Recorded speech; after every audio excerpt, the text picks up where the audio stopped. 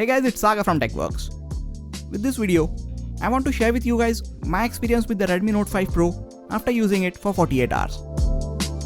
This is not my full review of this phone, that will be coming a bit later. First of all, I really like this tall form factor ever since I used the Samsung Galaxy S8. I love the idea of having a taller phone which is not as wide. This combined with the curves to the back towards the edges means you can hold this phone very comfortably. It is a bit heavier than the Mi A1, possibly because it's a bit taller and packs in a bigger battery. But I was using an iPhone 8 Plus before this, so I still feel it is pretty light in comparison.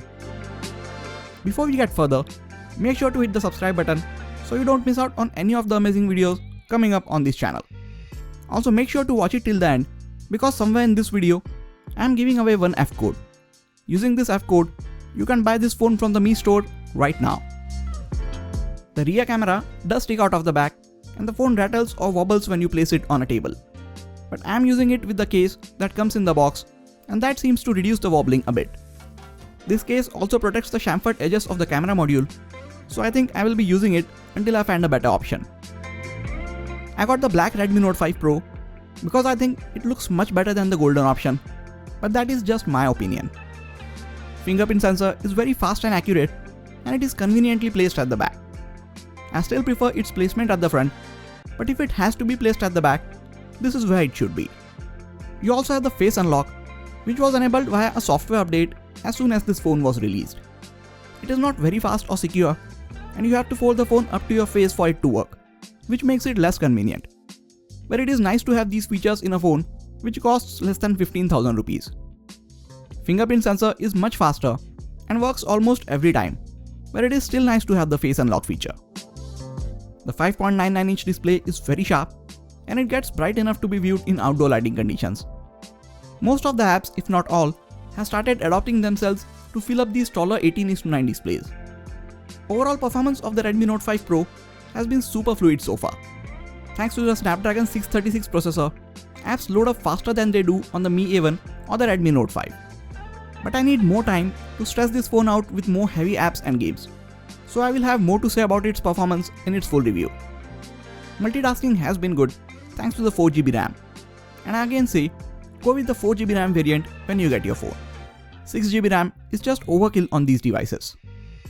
I am still in the process of testing out the camera in various lighting conditions, but looking at some of the samples, I have very high hopes for the camera on this phone.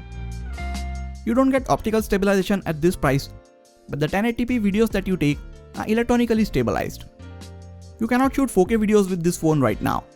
I'm not sure about the reason, since the processor and camera sensors both support 4K video capture. More about this in the dedicated camera video, which should be coming in a few days. MIUI 9 is still, well, MIUI 9. It is snappy and everything just runs smoothly. But I am more of a stock Android person, so I would have preferred if this phone came under Android One program. It is still running Android 7.1.1 and I am hoping that Xiaomi pushes out the Oreo update soon. Sound from the single downward firing speaker can get really loud, but for some reason, audio via the headphone jack is not as loud as it is from the Mi A1. Maybe it's my device, or maybe it's a software issue. If so, I really wish Xiaomi addressed this in one of the software updates. 48 hours is not enough time to put the battery through its paces. I can tell you that I have used a quick charger to charge this phone, and it does support fast charging. I only had to charge it once in the past 48 hours, so I think that is assuring and you can expect pretty good battery life from the Redmi Note 5 Pro.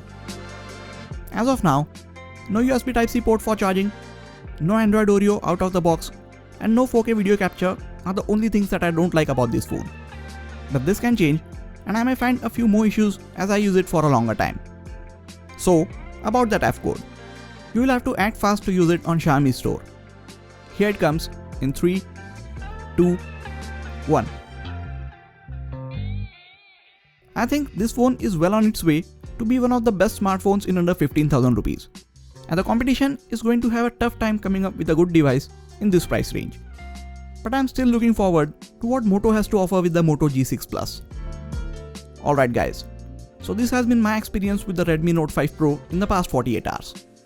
I hope you guys learned a few things about this phone and this video helped you a bit in your decision making process.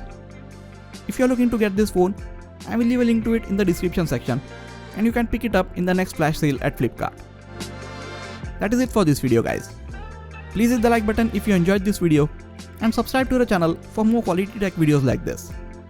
You can also check out some of the other videos from this channel. This has been Sagar and I'll catch you guys in the next video. Take care.